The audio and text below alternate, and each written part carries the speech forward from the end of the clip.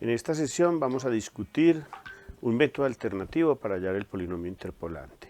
No usa diferencias divididas y se denomina el polinomio interpolante de Lagrange. Para definir el polinomio vamos a partir del supuesto de que tenemos n más 1 puntos y que el polinomio pasa por esos puntos.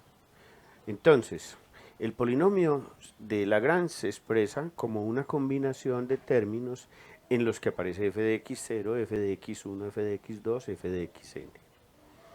Sabemos entonces que si el polinomio pasa por el punto x0, f de x0, el resultado de la evaluación de ese polinomio tendrá que ser f de x0.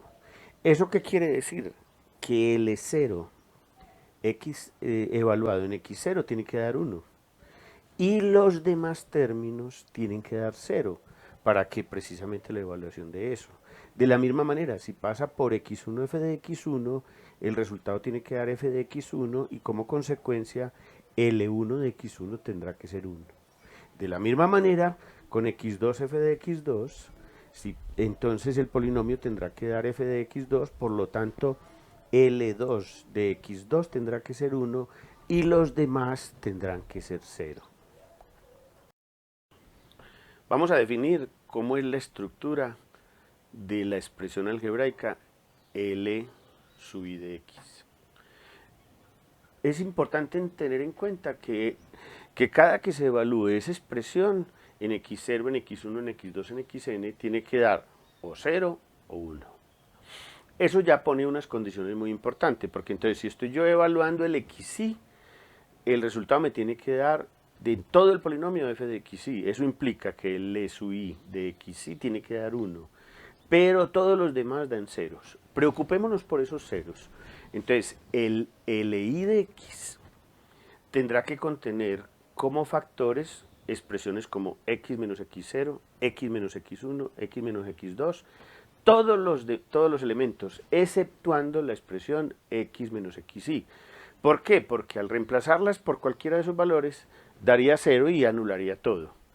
Pero cuando estemos evaluando en xi, ahí sí debería dar 1. Entonces, para que dé 1, vamos a poner una expresión fraccionaria que al evaluarla en xi, el numerador y el denominador son iguales, entonces al cancelarlas daría un 1. Por lo tanto, la expresión en el denominador sería xi menos x0, xi menos x1, xi menos todos los demás elementos menos el mismo xi.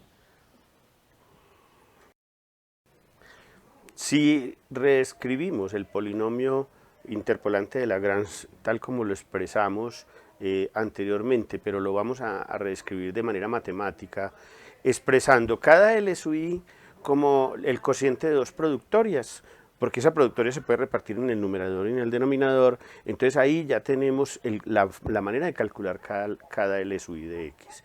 Pero observe que ese L sub i de x está gobernado por una sumatoria principal que es la que construye el polinomio de Lagrange. Con el objetivo de mejorar la comprensión del método de Lagrange, vamos a plantear el esquema para 4 puntos, enumerados desde 0 hasta 3. Entonces, lo primero es que planteamos el esquema del polinomio. El esquema del polinomio será L0 de x por f de x0, L1 de x por f de x1, hasta L3 de x por f de x3. Ahora vamos a calcular cada L. La L es a su vez un polinomio, pero es un polinomio de grado 3. Y de grado 3 escrito como, en el numerador será x menos x1, x menos x2, x menos x3. Observe que no está x0. Y abajo es x0 menos esos mismos. De la misma manera, cuando calculemos el L1 de x, observe que en el numerador no figura x1. Pero en el denominador ese x1 se resta con todos los demás. Igual con L2 ya no figura x2 y abajo está x2 menos todos los mismos del denominador. ¿Para qué? Para que nos dé 1 cuando estemos evaluando y en x. L3 de x será lo mismo, ya no figura x3 en el numerador, pero ese x3 que no figura se resta con todos los demás. Observe entonces que ya el resto es calcular el valor del polinomio. Téngase en cuenta que aquí hay dos alternativas posibles. Una, hallar el polinomio, en cuyo caso L0 es un polinomio de grado 3, L1 es un polinomio de grado 3, L2 también y L3 también. Dicho de otro modo, entonces, el polinomio de Lagrange se logra como la combinación de tres polinomios de grado 3 que digamos, que se juntan y teniendo en cuenta que cada uno de esos polinomios está afectado por el f de x0, f de x1, f de x2. También es posible tomar este polinomio y usarlo para estimar valores, en cuyo caso cada valor de L0 daría un número, porque la x se reemplazaría por el valor que se quiere estimar. Entonces cada L daría un número y por lo tanto pues el resultado de la evaluación del polinomio sería otro número. Es muy importante que una vez terminado el método reconozcamos algunas características y particularidades del método. Lo primero es que en el método coexisten el error de redondeo o de propagación y el error de truncamiento.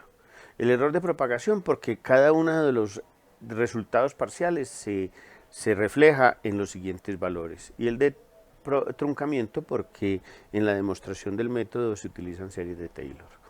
También es muy importante que se tenga en cuenta que no es como en el de Newton, que uno puede obtener valores nuevos del polinomio agregando datos. Aquí el agregar datos implica un recálculo de todas las operaciones. La expresión que ven ahí es una estimación del error de truncamiento que se hace sobre la n más 1 derivada.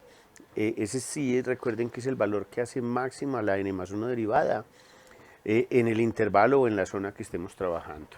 Y la productoria pues es de x menos todos los elementos que estamos utilizando para la estimación del polinomio. Observe que esta estimación es una función en términos de x. Bueno, importante que si los valores que vamos a interpolar a un valor, lo mismo de siempre, que el valor que vamos a interpolar esté lo más cerca a los datos. Que si los datos están igualmente espaciados, se puede redefinir los algoritmos y los métodos para, digamos, generar un poquito más de eficiencia en el método.